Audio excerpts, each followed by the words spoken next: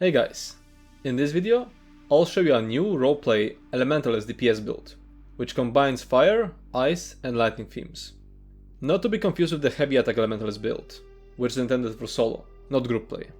It parses 125k on the trial dummy, which goes up to 132k DPS when using the Highland Sentinel set, if you want to compare it to other builds. This build also provides group support at all times. It increases everyone's chance to inflict stats effects by 100% thanks to the status knife, and it increases enemies' flame damage taken by 6%. I will also include a gear setup using Alkosh and Zen's Redress if you want to fulfill the Zenkosh support role. I also have quite a few logs from using this build in veteran trials, and you'll be able to find them in this video's description. The build is also on my website, so if you prefer written guides over YouTube videos, you can read it there instead. The link will be in the description. Starting off with subclassing. This build uses Dragon Knight's Ardent Flame, Warden's Winter's Embrace, and Sorcerer's Stormcalling skill lines. These skill lines do not synergize well with each other at all, and were chosen purely to fit the theme. We won't be using any class scripts, so your base class can be either Dragon Knight, Warden, or Sorcerer, and it will make no difference. Moving on to skills. This is the base setup that will work for most situations, and which should be your starting point when making situational setups. Molten Whip is a strong spammable that will deal more damage after using other Ardent Flame skills, and will also grant you 300 weapon spell damage. Burning Embers is a single target dot, which heals you for 100% of the damage it causes. Hurricane is a skill that deals a lot of damage per cast, and triggers the Expert Mage passive, increasing your weapon spell damage by 108. Traveling Knife, with the Frost, Assassin's Misery, and Brutality and Sorcery combination on it, is a skill that increases enemies' chance to get affected by stats effects by 100%, which is a decent DPS boost for you and your entire group. It will also grant you major Brutality and Sorcery, increasing your weapon and spell damage by 20.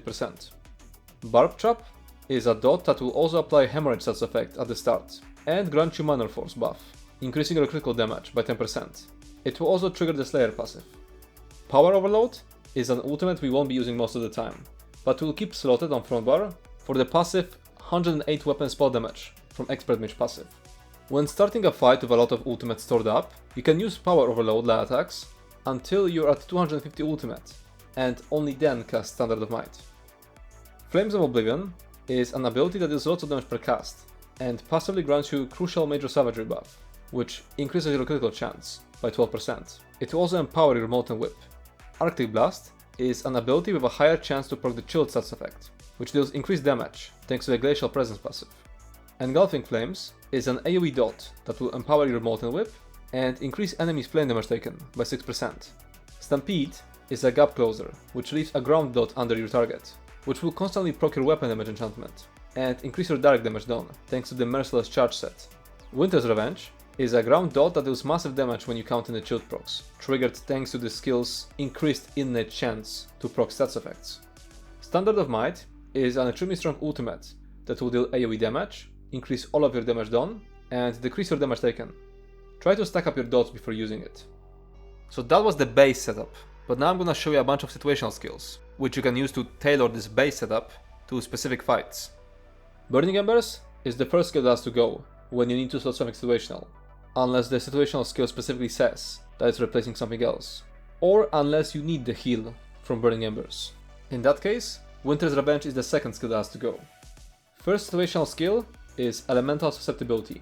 Use it as your source of major breach whenever you're assigned to mechanics that separate you from your group, like for example Portal in the Navintas fight, Reef Hearts in the Reef Guardian fight, Bridge in the Teleria fight, etc. Next, Resolving Vigor, a more reliable self-heal for fights where you can't heal with Burning Embers, because enemies become periodically immune, or with Arctic Blast, because you're constantly surrounded by enemies. Next, Critical Surge, a very strong self-heal, which is also a source of major brutality and sorcery. Next, Proximity Detonation, extremely good ability for trash packs. You can precast it as you're running into them. Next, Ulf's Contingency with the Frost, Lingering Torment, and Brutality and Sorcery combination on it. It's a decent AoE spammable, which will deal high damage thanks to the Piercing Cold passive. Next, Northern Storm, an ultimate you should use in trash packs. It's weaker than Standard of Might, when you can utilize its full duration, but this will almost never happen in trash packs, which usually die way faster. And lastly, we have Whirling Blades. a stamina costing AoE spammable, which also executes low health enemies. Very useful because this build struggles with magicka sustain, especially in trash packs. Now let me show you a bunch of examples of how your final setup could look after you apply these situational skills to your base setup. This is a setup for trash packs. In this setup, Molten Whip is sorted just for the weapon spell damage bonus it grants you after using Ardent Flame abilities. Ulcer's Continuously is your main spammable. You should still switch to Molten Whip if there's only one enemy left. Burning Embers is replaced by Proximity Detonation. Then Proximity Detonation and Engulfing Flames swap their places around. Barb Trap is replaced by Whirling Blades, because it helps you sustain your magicka by giving you access to a stamina spammable. It's also a very strong spammable when enemies are low health. You don't need the Minor Force from Barb Trap, thanks to the trash setup using Velofi Urmage's Amulet, and Standard of Might is replaced by Northern Storm. And this is a setup you should use if you don't want to ever swap your skills around. The only change, compared to the regular setup, is swapping Engulfing Flames and Burning Embers around. This way, you can use Engulfing Flames as a makeshift AoE spammable. Now as for rotation, I don't use a static rotation, so this is just a list of priorities. Simply recast abilities when they run out, and follow the list of priorities when there are multiple things to refresh. If you're starting the fight with a lot of ultimates stored up, activate Power Overload and use it to empower your Laya attacks until you're at 250 ultimate, at which point you should use Standard of Might. Use Traveling Knife. You can refresh it a bit early, because letting Major Brutality buff drop is really bad. Use Barb Trap, Stampede, Arctic Blast, Winter's Revenge, Molten Whip if it's at 3 stacks, Flames of Oblivion, Engulfing Flames, Burning Embers, Standard of Might, and Molten Whip as a filler. Keep in mind that you can pre-buff Arctic Blast and Flames of Oblivion before entering combat.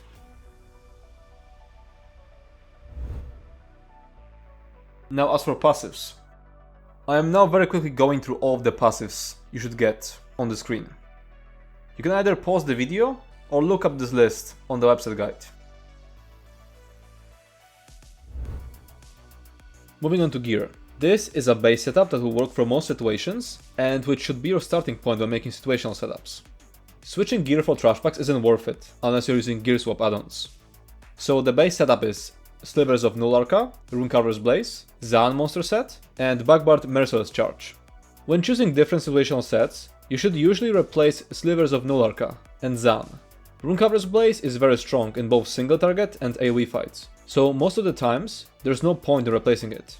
The base setup uses 2 medium and 5 light armor pieces. You can gain more DPS from using more medium armor pieces, but it'll cause sustain issues, so you'll have to get additional sustain from, for example, changing food. You might also already have bonus sustain from certain racials, like for example from being a Breton. Now this is a list of situational gear. Ansul is the most reliable set, which works well in both single target and AoE fights. It has a penetration line which allows you to use more medium armor. Velofi Urmage's Amulet is the best option for trash packs and AoE fights, where your Laya attacks weren't contributing much to the total DPS anyway. Susan's Torment is the best set for trash packs, and for bosses that regularly spawn smaller adds. Highland Sentinel is the strongest set if you're able to stand still in a certain encounter. Roar of Alkosh is a support set that allows you to provide 6000 penetration for your team, as long as they provide you with at least one synergy every 10 seconds. It's extremely beneficial to have at least one Alkosh user in groups. And Zen's Redress is a support set which increases enemies' damage taken by up to 5%, based on your amount of dots sticking on them. This build has enough dots to always get the 5% bonus without any changes to the skill setup. So for example, a default setup for trash packs would replace Slivers of Null-Arca with Susan's Torment, and Zaan with Velofi Urmage's Amulet. Now this is a list of alternative gear, so gear that is easier to obtain and can be used while you work towards the best gear, which is basically 2 things, Order's Wrath and Tideborn Wildstalker. No Overland, Dungeon or Trial gear is listed, because the crafted options are just superior, excluding the stuff listed in situational list. Now let me show you a bunch of examples of final setups you could end up with. This is the crafted gear setup, which can be a good starter. Use training traits if you're still leveling. If you're already max level and have enough champion points, you can instead use Divines. This is a setup you should use if you have no access to any trial gear. Slivers of Null-Arca simply gets replaced by the crafted Tideborn Wildstalker set, and it uses one more medium piece, because Tideborn has a penetration line.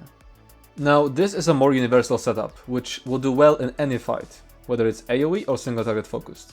Use it if you don't want to ever adjust your gear for specific fights. Slivers of Nularka get replaced by Ansu's Torment, because it's a more reliable set, which works in both AoE and single target fights. It uses one additional medium armor piece, because Ansu has a penetration line. This is the ideal setup for trash packs. Slivers of Nularka gets replaced by Sulzan's Torment, and Zan gets replaced by Velofi Urmage's Amulet. And this is a setup for fulfilling the Zenkosh support role. It replaces Runecarver with Alkosh, Slivers of Nularka with Zan's Redress, and it uses 6 medium armor pieces, because your own Alkosh is going to provide all the penetration you need. You can also use this exact armor weight composition with the Runecarver Nularka setup, when someone else in your group is providing penetration with Alkosh. Now moving on to champion points. In the blue tree, you should use Deadly Aim, Mastered Arms, Wrathful Strikes, and Fighting Finesse. Replace Deadly Aim with Biting Aura in AoE fights. In the red tree, you should use Boundless Vitality, Fortified, Sustained by Suffering, and Rejuvenation. In fights with lots of adds, Stifling spells and Blood Renewal can be stronger than Rejuvenation and Sustained by Suffering. Moving on to race. The difference between best and worst race is about 5% of DPS, and there is no content in the entire game that you'd be blocked from completing because of choosing a bad race. With that said, the best races for 12-man content are High Elf and Dark Elf. The best race for 4-man content is Khajiit. Other decent options are Orc and Breton. As for Mundus, simply use the Thief, which increases your critical chance. As for attributes, it's extremely simple. You should always put all 64 points into magicka. Moving on to food. Your sustain can vary greatly because it's impacted by your armor weight composition, your race, the amount of synergies provided by your teammates, or even by the fact whether you're debuffed in a certain fight. So choose the food with more magicka recovery if you can't sustain. The options with max HP, for most content, Artium Pickled Fish Bowl. It provides max health and max magicka. Use it for most of regular content. Solitude Salmon Millet Soup is a cheaper alternative. Next we have Clockwork Citrus Fillet. Max health, max magicka, and magicka recovery. Use it when you need more sustain. Witchmother's Pot and Brew is a cheaper alternative. Now as for foods without max HP, for parsing or content where you know you can get away with it, we have Tomato Garlic Chutney, which provides just max magicka, and if you need more sustain, we have Ghastly Eyeball, which provides max magicka and magicka recovery. Moving on to potions. Most of the time you should use Tri-Slot potions. They will greatly improve your sustain. You can craft them by combining Columbine, Bugloss, and Mountain Flower. There are better potions, but they're extremely expensive. Heroism potions can provide 100% uptime on minor heroism buff, which generates ultimate. But they're extremely expensive because they're crafted by combining Dragon Rheum, Dragon's Blood, and Columbine. Moving on to Parse. The regular setup parses 125k on the 21mm dummy. With Highland Sentinel, the DPS goes up to 132.3k DPS. This is mostly useful for comparing this build to other builds, because majority of DPS builds use Highland for their parses. With the Zenkosh setup, the highest parse I've achieved is 107.7k. You can find recording of the Highland Sentinel parse in the description or on the website guide. And that's it for this video. If you have any more questions, you can comment down below or join our Discord server Wildheart. As always, feedback will be appreciated. If you enjoyed this video, make sure to subscribe to my channel and check out my Twitch. Thanks for watching and see you next time.